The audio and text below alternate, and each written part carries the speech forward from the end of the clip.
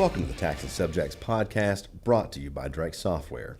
I'm your host, Ryan Norton, and today I'm joined once again by Drake Software Vice President of Internal Operations, Jami Gibson, to talk about security issues. Welcome back to the show, Jami. Thanks, Ryan. Great to be back again.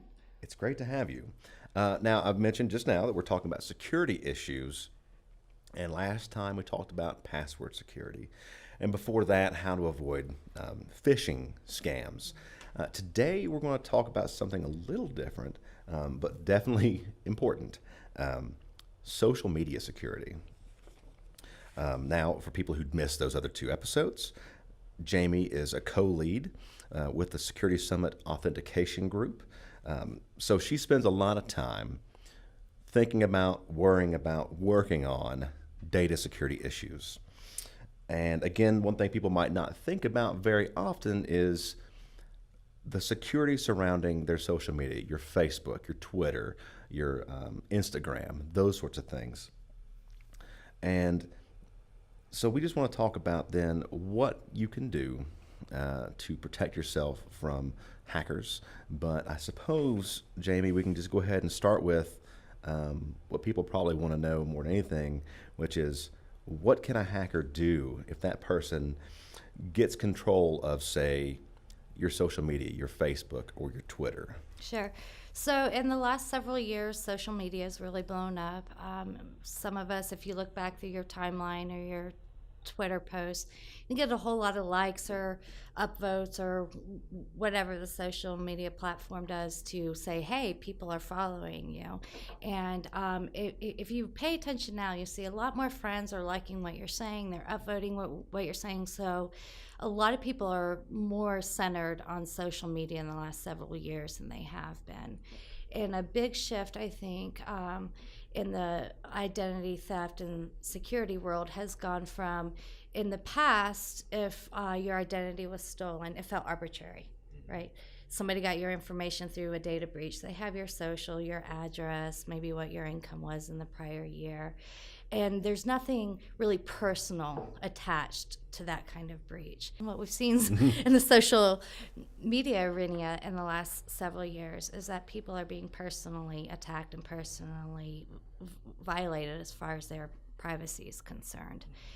And since many people are not aware of what that trend is, the question often comes about, and I actually get it from my friends all the time. Somebody hacked my Facebook, somebody's impersonating me. What can they do with that, and what do I do?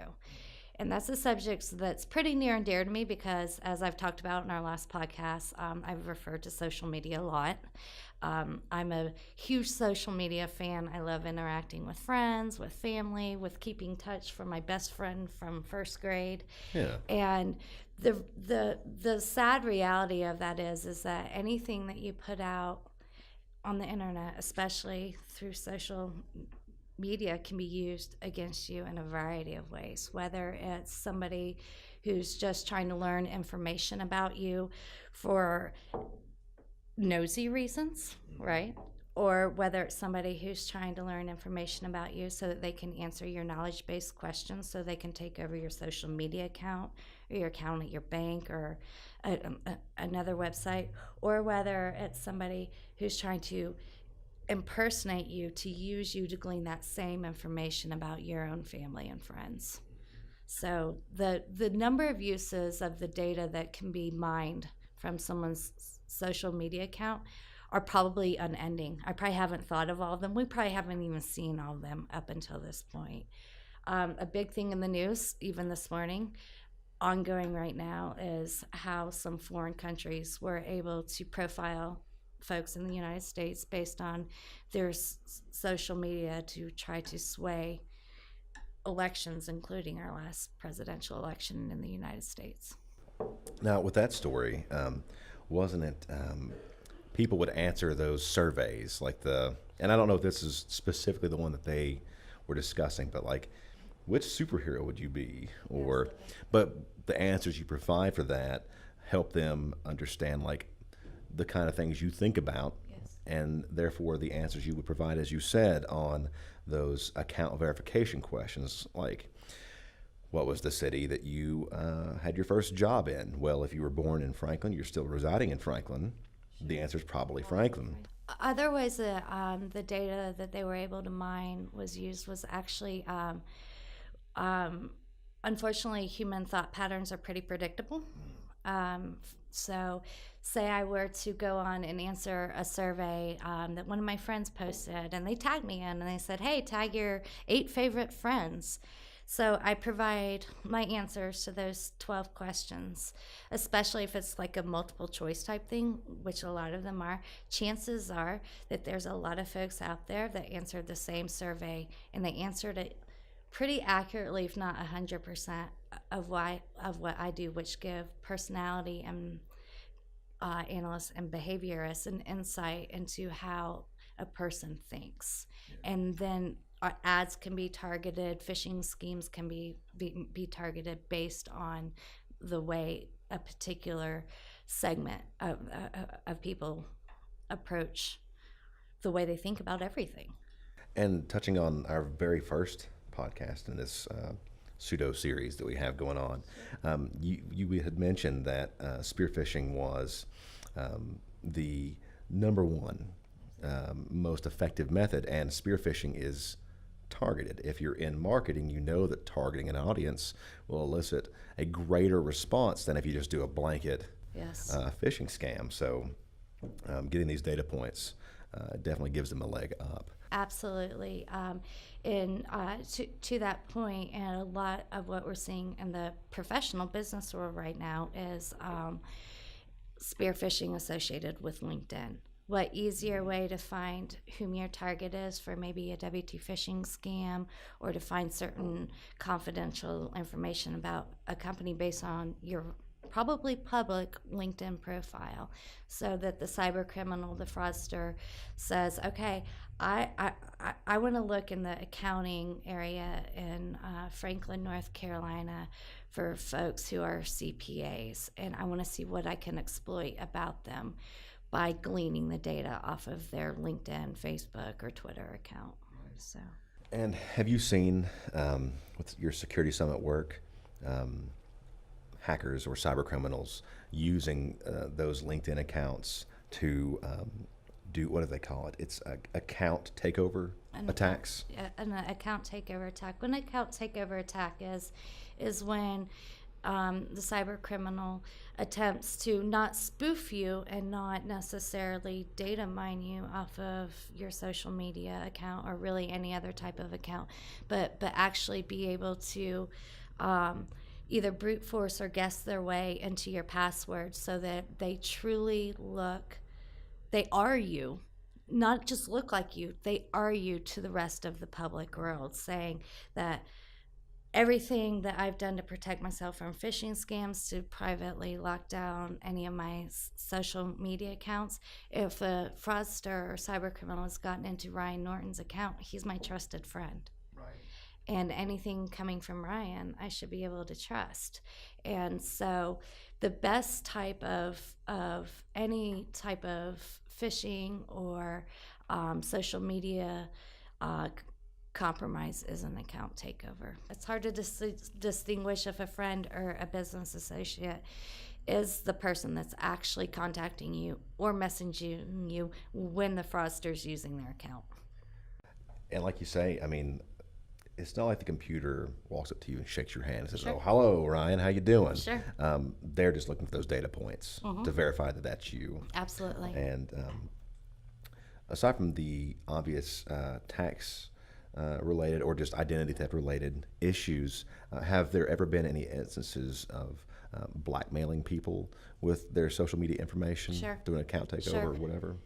Absolutely. I don't want to go as far as say it's fairly common to see. It has been reported. I've seen plenty of articles regarding blackmailing folks whose social media has either just been checked for specific data points or an account takeover, where things that that people have posted on their social media accounts, whether it's pictures, whether it's complaining about their neighbor or ranting about their employer, can be used against them for the financial gain of the cyber criminal. There's really no end to, as I was saying before, to anything that a criminal will do for their own gain. And yes, blackmail based on what a person decides to share on their social media is something that's out there. Now we're talking right now about social media that people are actively using. Sure. You know, your daily Facebook use, your daily Twitter use, your daily or weekly use of Instagram. What about those old or defunct social media accounts? And I don't necessarily mean MySpace, which I'm sure that's still around, but I don't think they get the same amount of traffic. But even if you go on, I know people will go on social media vacations where they'll turn their account off for X amount of time, whether it's Facebook or Twitter. What happens, or what should you do about those old accounts, either that you've stopped using completely or the ones that you've just temporarily turned off? Why should you worry about them, and what should you do?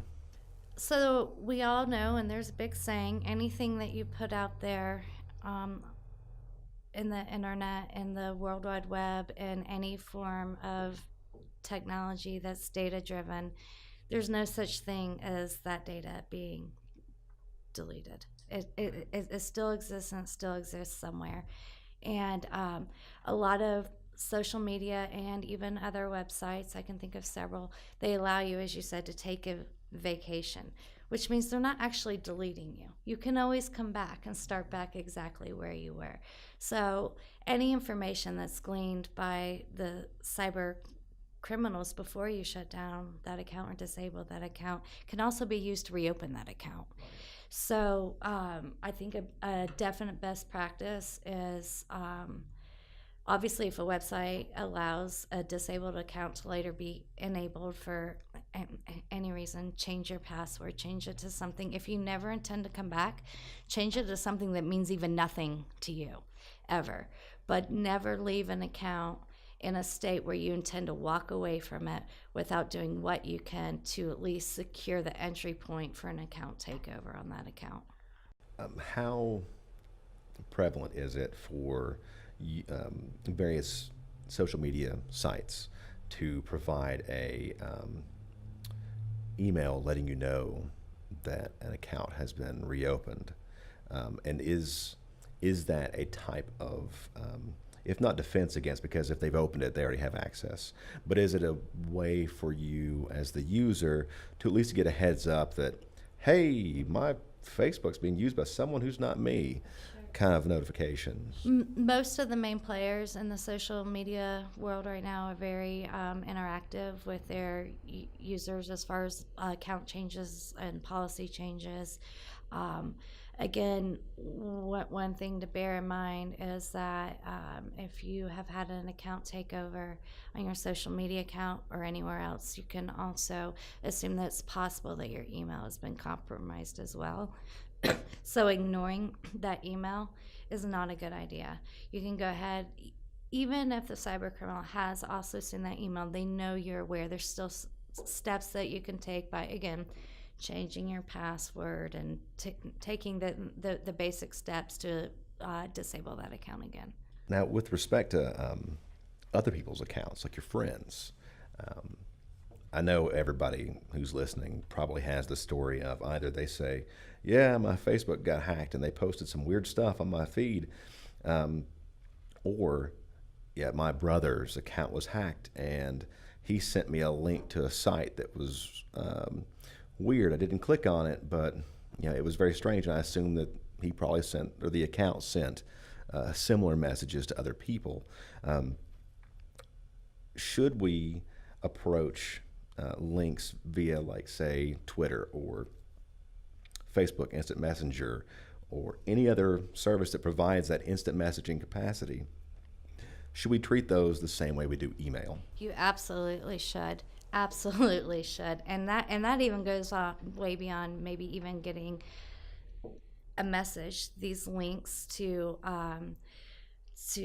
sites that download malware and keyloggers, they can even be embedded in somebody's newsfeed post. And again, when it comes to links, it goes back to being cognitive and being aware. Again, whenever possible, say something you're really interested in. I'm going to the beach soon, and I'm super interested in sale, beachwear right now. Super interested in it.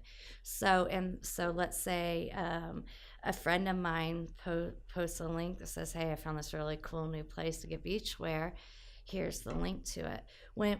Whenever possible, never click on a link. Open a new page in your browser, open a new browser, type in the full link. As we talked about in the phishing email, the reason that is so hard and the reason links became prevalent in shortened URLs is it can be really hard to type in a really, long URL or website name. So the temptation to click, even for me today, is still huge. But malware and keyloggers can just as easily be installed from a link that's embedded in social media or any website as easily as it can be installed from clicking on a link in email. And on that point too, if you go to the website, they might not even prompt you to download something, but they may run a script in the background that installs the malware in your machine, and you might not even be aware that it's happening. That's absolutely correct. Right. So one thing that's become kind of a newer trend, at least for the general public, is if you get a link to a site and you really want to go there, you can actually copy and paste that link into a number of free malware detection websites that will tell you, hey, yeah, this link is clean, it's okay, or oh no, you really don't want to go there. So really that is a third line of defense on that. What would you say about any risks posed, if there are any, from accessing your social media from multiple devices? Let's say I have an iPad that I would access my Facebook from, and also my phone, and also my home computer. Is there a risk posed by that? And if there is, do I just follow the same best practices for securing those various points of entry? The risk that would be posed by that is actually far more basic than you think. As long as all of those devices are up to date on their patches, are running virus scanners where applicable, there's really not a real danger. And as long as you're being vigilant to make sure that you've done your due diligence to keep that device up to date. So. And anyone who reads the Tax and Subjects blog or has listened on this has probably heard me harp on about the WannaCry hack that occurred last May, sure. I believe. Sure. And that's precisely how it happened. They didn't update. The company did not update their, I think it was the operating system. They had a specific patch that was released. People drug their heels on applying the patch, which left them wide open to this tool that hackers use to provide a ransomware scam. So, as Jamie said, make sure you're updating your various applications, all of them. Absolutely. And to speak directly to a lesson that should be learned from WannaCry is that the weakest link that we have in cybersecurity and physical security is humans. In the end, we can have computers and robots and automation all we want, but as long as there's the human factor, there's always a risk and a patch not being installed, the door left open. I mean that actually literally and rhetorically, so. This one actually kind of touches back on what you were talking about with the don't post. Or what are some things you shouldn't post? And as you said, if you don't feel comfortable yelling it out in Times Square, you probably shouldn't put it on social media. But I know that the most common one, which you alluded to, was the, hey, I'm going on vacation. And often you'll have people literally will post it the day that they're getting ready to go board the plane. Absolutely. And what happens in that situation? Well, what happens if you don't post it is that your vacation probably isn't quite as enjoyable because people aren't seeing what you're saying, but you're not realizing what you may actually be doing to the physical security of your home and your business or anything else that could be exposed as a actual physical point of entry for a cyber criminal. What a piece of what we've talked about throughout this little mini series of podcasts is that the strides and the effort that criminals are putting into victimizing people now is way beyond what we ever saw. So one may think, no, but surely nobody is like sitting there stalking Franklin, North Carolina, waiting for people to go on vacation on their public profile. They could be. And there's no better way to put it out to the world, unless you want to put a classified ad, and I still don't think that that's going to work, saying, hey, me and my family, we're going to be out of town, and we took the dogs to this new really great pet place, so I hope we have a great time. Yeah, because we literally won't be home. We criminals. Literally won't be home. The door's open. Have fun. My alarm code's probably my birthday. And that's the thing too, that as you mentioned, even if you don't put, like, say, my actual physical address Sure. in your Facebook profile, but you do list, like, well, my wife is Laurie for me, and what a criminal, all they have to do, a local criminal, is look up when Laurie Norton purchased a home. They can find that address because it's public record. Absolutely. And then if they know you won't be home, it's not a whole lot of jumps to get to someone just says, I'll rob them this weekend. Absolutely. And not to be alarmist that anyone who's ever, like, everyone who's posted their information will definitely get robbed, but it certainly increases the chance. Sure. And why give criminals a leg up? Sure, absolutely. And I also think to the point of what should you not post, that it's important to be aware what you may also be posting that is exposing your friends and family. I have an example that might really hit home for a lot of folks. It did for me. Franklin's a small town, for those of you who don't know, and many of the people I know, we went to school together. That time we had 4 elementary schools, and not sure who all is familiar out there with hashtag TBT, Throwback Thursday. Mm-hmm.